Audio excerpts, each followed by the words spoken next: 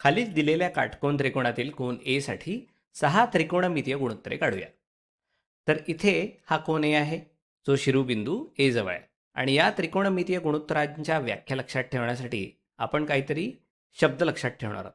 आता या माणसाने बनवलेल्या व्याख्या आहेत, पण त्या जगातल्या अनेक गोष्टींचा अभ्यास करण्यासाठी खूपच उपयुक्त ठरलेल्या आहेत. त्या लक्षात ठेवण्यासाठी मी सो, का, टोआ या शब्दांचा वापर करणार आहे.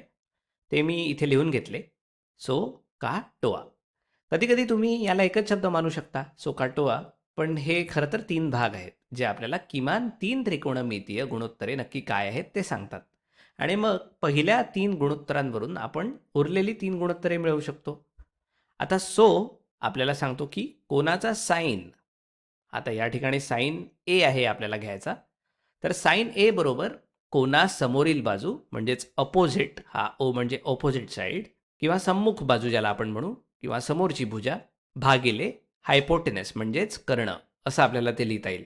तर साइन ए बरोबर या कोनाच्या एच्या समोरची बाजू जी आहे बी सी, जी आहे 12, आणि मग भागिले हायपोटेनस म्हणजेच कर्ण, जो या त्रिकोणासाठी आहे ए सी, जो आहे 13. म्हणून साइन एची किंमत 12/13 येईल. आता काकडे वळूया.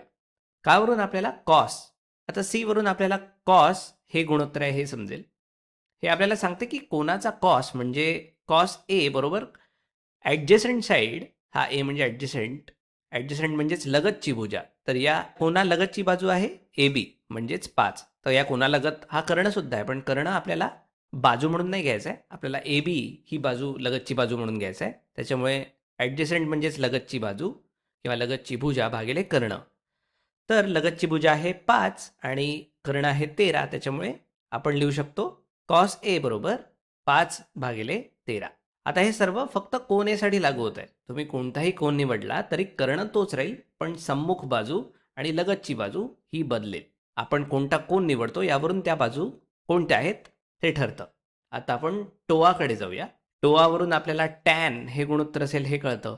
हे सांगतं की कोनाचा टॅन, आता इथे टॅन ए बरोबर अपोजिट साईड भागिले ॲडजसंट साईड. आता अपोजिट साईड म्हणजे समोरील भुजा भागिले ॲडजसंट म्हणजे लगतची भुजा. तर हा कोन ए आहे, याची समोरची भुजा आहे 12 म्हणजेच बी सी भागिले या कोनाची लगतची भुजा म्हणजेच ॲडजसंट साईड ती आहे ए बी, ती आहे 5. त्याच्यामुळे टॅन ए आपल्याला मिळेल 12/5.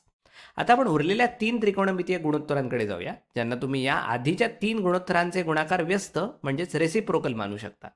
पण मी त्यांच्या व्याख्या स्पष्ट करेन. तर पहिले आहे कोसेक, तर ते आपण सी एस सी असं लिहू शकतो. तर कोसेक ए हे साइन एच्या उलटं असतं, म्हणजेच रेसिप्रोकल असतं. साइन एचा तो गुणाकार व्यस्त असतो.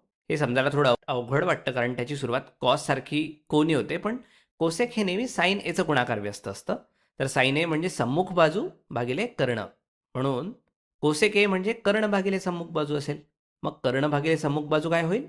तर इथे आपल्याला कोन ए आहे, त्याच्यामुळे कर्ण आहे 13 आणि सम्मुख बाजू आहे 12, त्याच्यामुळे कोसेक ए बरोबर 13/12. आता सेक ए हे कॉस एच्या गुणाकार व्यस्ताबरोबर असतं. त्यामुळे सो का टोआमधल्या का वरून मिळालेल्या लगतची बाजू भागिले कर्णऐवजी ते कर्ण भागिले लगतची बाजू असं असेल. तर सेक ए काय होईल? कर्ण आपण आधीच अनेकदा पाहिला आहे, तो 13 आहे आणि या कोणाच्या एची लगतची बाजू आहे 5, त्यामुळे येईल कर्ण भागिले लगतची भुजा म्हणजेच 13/5. तुम्ही बघितलं तर कॉस ए याचा गुणाकार व्यस्त आहे बघा. कॉस ए बरोबर 5/13 होतं. आता शेवटी आपण कॉट काढूया. कॉट हा टॅनचा गुणाकार व्यस्त असतो, त्यामुळे कॉट ए हे टॅन एच्या गुणाकार व्यस्त एवढं मिळेल. त्यामुळे हे असेल ॲडजसंट साईड भागिले अपोजिट साईड म्हणजेच लगतची भुजा भागिले समोरची किंवा सम्मुख भुजा, आणि ह्या कोन एची जी लगतची भुजा आहे ती आहे 5 भागिले समोरची भुजा आहे 12. त्यामुळे कॉट एची किंमत असेल 5/12, जे पुन्हा एकदा टॅन ए म्हणजेच 12/5चा गुणाकार व्यस्त आहे.